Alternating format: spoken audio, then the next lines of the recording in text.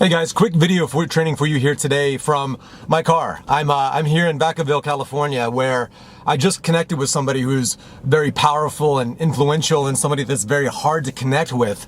And I was able to connect with this person influential, like I influenced them and I connected with them powerfully, and I bypassed a lot of the BS and the resistance that you might be acquiring in some of your communication. So there's a quote that I want to share with you, and we're going to break it down so that you can become more powerful in how you communicate, especially with people who are very successful. And you will need a lot of these successful people to win them onto your way of thinking so that you can have more influence and resources and power and presence and more options to do what you want to do with your life.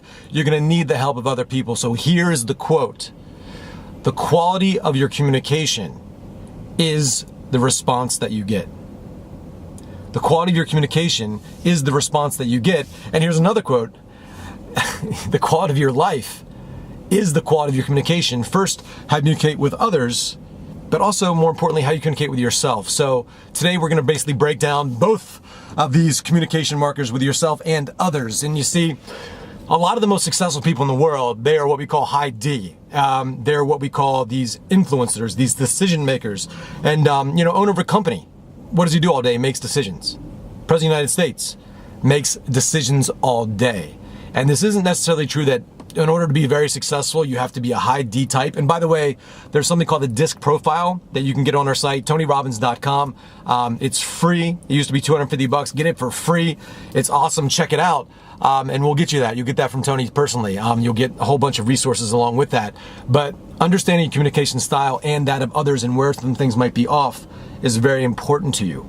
So these people that are very, very successful, they have the ability to basically process a lot of information very quickly and make a decision.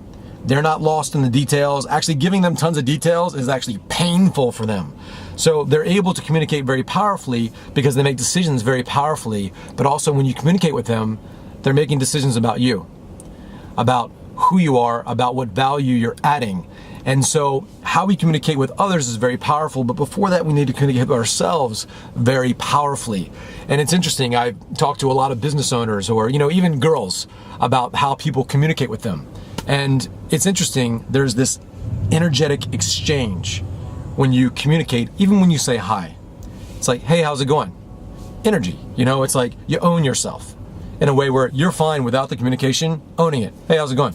It's like it's there. And you open yourself, you're giving. You have enough to give. But a lot of people, even when they say hi, it's like this needy energy. There's something's a little off in their energy. Something's needy. And you hear them somewhere in the rapport books or somewhere in the communication book, somebody learned that in order to get rapport, we need to ask a lot of questions. And that can be true, but it can also be not true.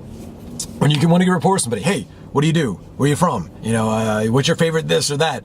We ask lots of questions, but these people that are very busy and successful, they get asked tons of questions all day. And so the questions can feel like badgering. Like, hey, somebody the other day asked me, hey, what are you doing? I'm like, I'm about to eat lunch.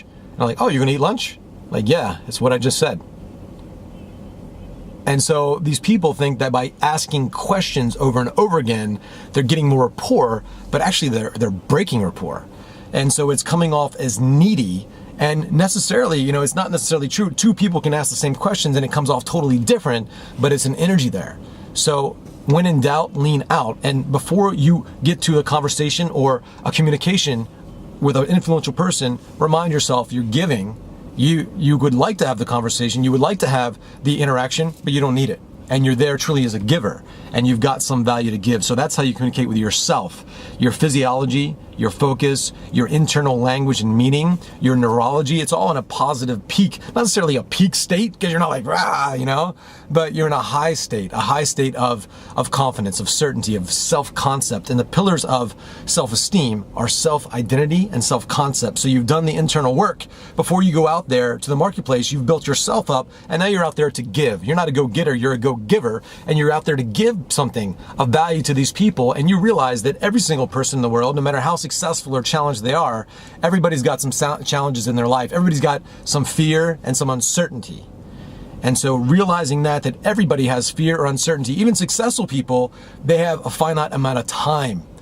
So they realize that, and so they're always looking unconsciously or consciously ways to maximize their time, be it their time on earth, time with their family, time in their business. How do they maximize this? So they're able to make decisions very quickly about you and the value that you provide. So you need to be clear about what is that value proposition, and you come there as a go-giver, not a go-getter.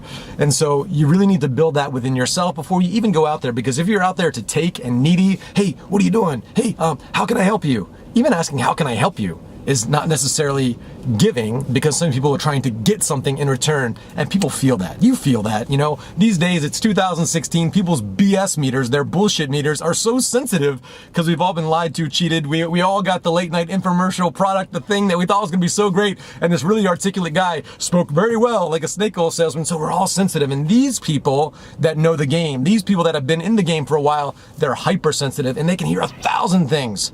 They can determine 1,000. They're making 1,000 decisions about you in the moment, even from the word hi and how you introduce yourself. So the point here is, before you go out to the marketplace, be really conscious of the inner work that you need to do on yourself. The quality of your life is the quality of your communication. How you communicate with others and how you communicate with yourself. And the quality of your communication is also the response that you're getting. If you're not getting the right responses from the right people at the right time, or you're dealing with a lot of BS, or you've not been able to leverage these influential contacts or even connect with people at all to have them help you, people that can help you, having them want to help you, you need to really look at how you're communicating, some of the words, some of the questions, but the energy behind it is most important. I hope this has served you in some small or great way. Leave me a comment, leave me a thought, let me know some of the things that might be challenges for you in your communication, and I'll make another video. See you in the next one. Take care.